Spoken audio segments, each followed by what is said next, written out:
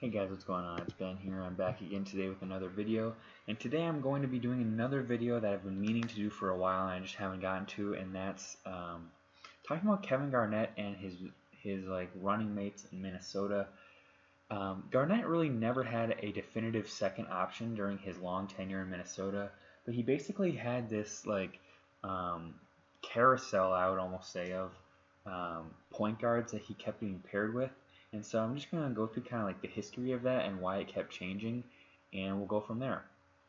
So Garnett got drafted in '95, and there wasn't really a running mate. He had Tom Gugliotta as his main teammate, like his best help, but he was a center, so they weren't really um, diverse in their skill set as much as having like a point guard or like a ball handler type.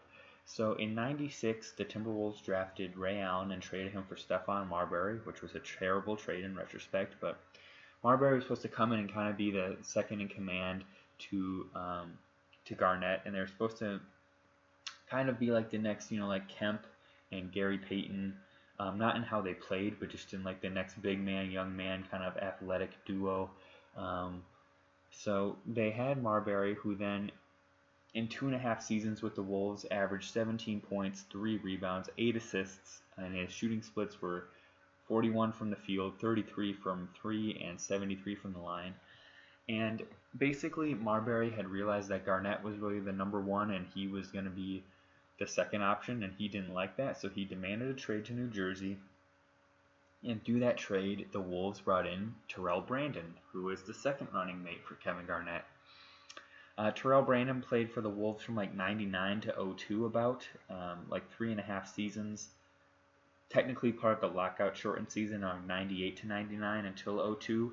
And so in those 3 seasons, he put up pretty similar numbers to Marbury: 16, 4, and 8. His efficiency was a bit better though: 45, 36, 90 shooting splits. Terrell Brandon was probably, you could argue he was like the longest tenured best teammate of Garnett, but the only problem was he had a lot of injury issues and missed quite a few games in different seasons for the Wolves. So, he was a decent second option, but again, kind of held back by injury and wasn't like the definitive dude that Garnett needed. Then Chauncey Billups played for the team from 2000 to 2002. And his first year, he didn't really play much. He averaged like 8 points a game or something. But if you combine his 2 seasons, his second year, he got quite a bit more time because Terrell Brandon missed a lot of time due to injury. And so between his 2 seasons, Billups put up 11 points, 2 assists, 11 points, 2 rebounds, 5 assists on decent splits of 42, 39, and 87. So definitely the best 3-point shooter of the bunch. And a dude who was like right on the cusp of when he broke out and became like a really good player for Detroit. And I think if he would have stayed in Minnesota, he still would have become that player. He just would have done it with Garnett instead of with Larry Brown and Rip Hamilton. And so then in 2003, the Wolves traded Joe Smith to Milwaukee for Sam Cassell, who came in and had his lone all-star season for the Wolves and was finally like that really hyper-consistent second option for Garnett. But although the only unfortunate thing is he got injured in the playoffs, which really hampered their playoff success. But in those 2 seasons for the Wolves, his first year he averaged close to like 20 points per game, and his second year he averaged like 13.5. So he really fell off after the first year in Minnesota.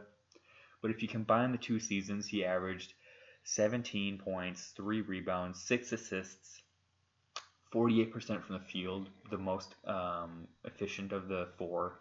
He was 35% from the line, so pretty average, and then 87% from the line and 35 from behind the arc, so pretty decent numbers there. And what's crazy to me about all 4 of these guys is like talent-wise, I think they were all like relatively similar. Probably Marbury was the most talented, but Billups and Cassell were close, and Terrell Brandon was probably Garnett's most consistent, reliable teammate out of all of these guys, but even he was very injury prone and missed a lot of time. And it's just crazy how Garnett always had like a point guard next to him, but it was always a different dude seemingly every year. and he just could never get the consistency down, and it always felt like he was trying to like team up with a new dude any given year. I really wonder, my biggest what if for this team is what if they would have re-signed Billups and not let him go to Detroit. I think that would have been the big what if, because he would have probably become the all-star that he was, and him and Garnett probably would have stayed in Minnesota and made like a really good tandem. Um, Terrell Brandon was later in his career, so he was never going to be like a long-term partner for Garnett. Cassell was at the end of his career when he came, so he was never going to be a long-term partner. But Billups and Marbury are the more interesting ones. Like, what if Marbury stays? He accepts his role as a number two, and I mean, maybe he stays there for a long, long time. You never know. Like, he retired in 2009 from the NBA, and he was 31. And I mean, he only retired from professional ball like a year ago at age 40. So, or a couple of years ago at age 40. He's a huge what if just as a whole, but I mean, as far as playing with Garnett, him and Billups, they're both big question marks of what would have happened if they would have stayed there consistently together. Again, a very random video, guys. Didn't really have much of a reason behind making it. I've just been meaning to make it for a while and finally got around to it. So, hope you enjoyed sort of a historical walk down memory lane, and I'll see you guys in the next one. Bye.